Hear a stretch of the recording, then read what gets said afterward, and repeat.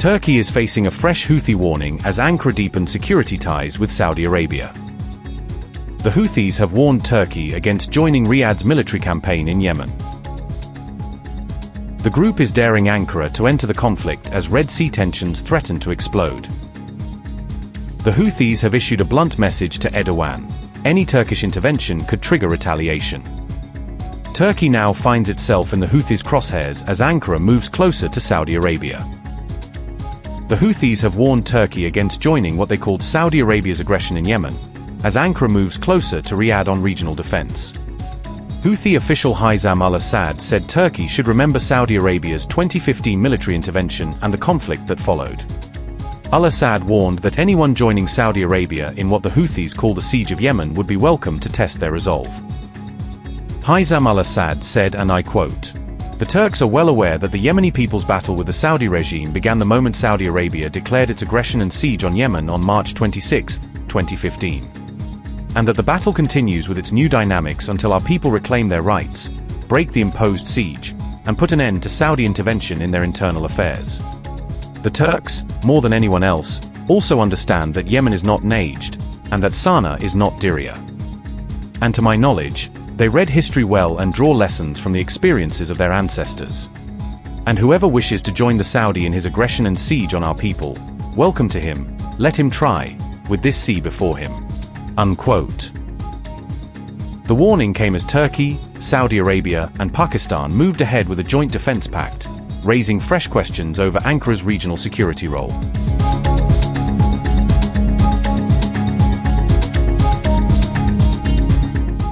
Turkish Foreign Minister Hakan Fidan said Iran was not the target of the Mecca Defense Pact and rejected suggestions of an immediate threat to Tehran. Fidan said countries that had not attacked Turkey were not currently in Ankara's sights, while explaining the pact's defensive purpose. He said the agreement was technically similar to NATO's Article 5 Collective Defense Clause, creating a commitment to mutual security. Fidan also said Red Sea maritime security was directly linked to Turkey's interests and supported Ankara joining the Saudi-led international coalition. The Turkish foreign minister said participation in the coalition would help protect maritime security across the strategically important Red Sea region.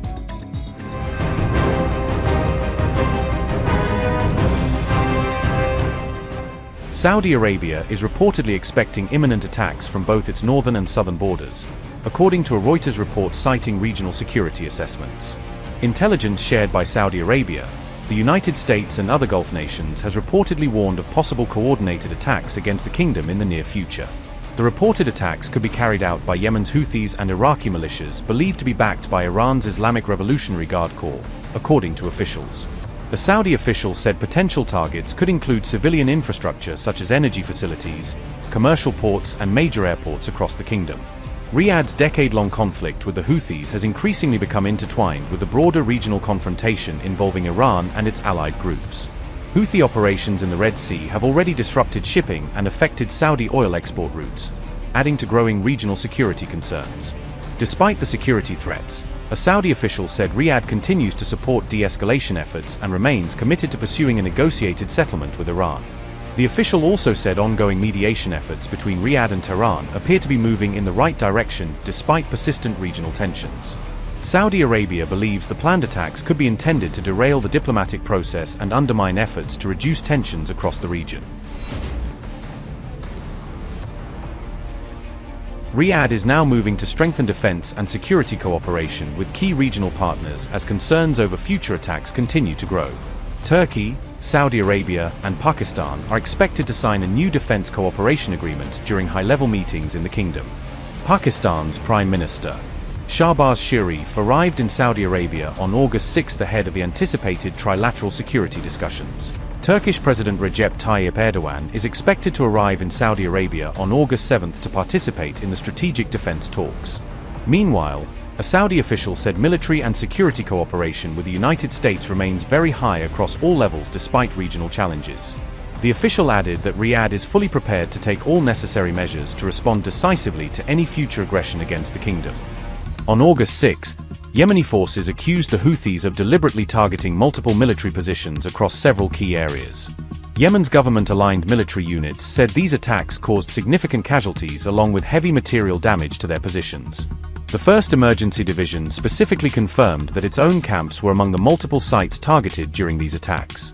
Meanwhile, the Houthis claimed their attacks were specifically aimed at Saudi military deployments stationed inside Yemeni territory. In its continued aggression and siege against our dear Yemeni people for nearly 12 years, the criminal Saudi enemy has observed large Saudi military buildups in their final stages, aimed at escalating the aggression against the liberated provinces and the Yemeni people to deter them from their stance on ending the unjust siege.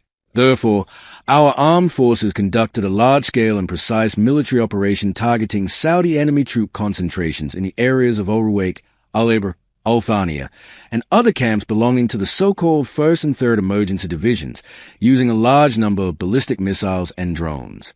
The operation resulted in the following: the death and injury of hundreds of Saudi enemy mercenaries, the destruction and burning of a large number of Saudi enemy camps, troop concentrations, depots, and weapons in the Al-Wadiyah area in the east of the country.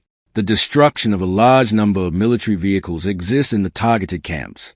The Yemeni armed forces warned the criminal Saudi enemy against any act of aggression against our country and our people, and it will bear the consequences of any escalation. We advise those misled and deceived among our people to leave the Saudi enemy camps and return to their homes before it is too late. We assure our dear Yemeni people and all governorates that the armed forces are fully prepared to confront any escalation. We call upon all our people to remain vigilant and confront any Saudi aggression, and to strike Saudi troop concentrations wherever they may be. We will continue the siege-for-siege equation until the siege on our country is lifted. These attacks followed earlier Yemeni security operations that were specifically aimed at dismantling Houthi smuggling networks across the region.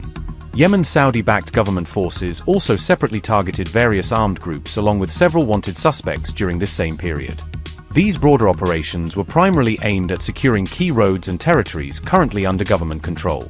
Both the 1st Military Region and the nation's shield forces actively took part in carrying out these coordinated security operations.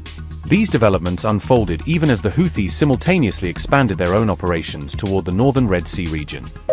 Upgrade your news experience with the all-new HT app. Download now.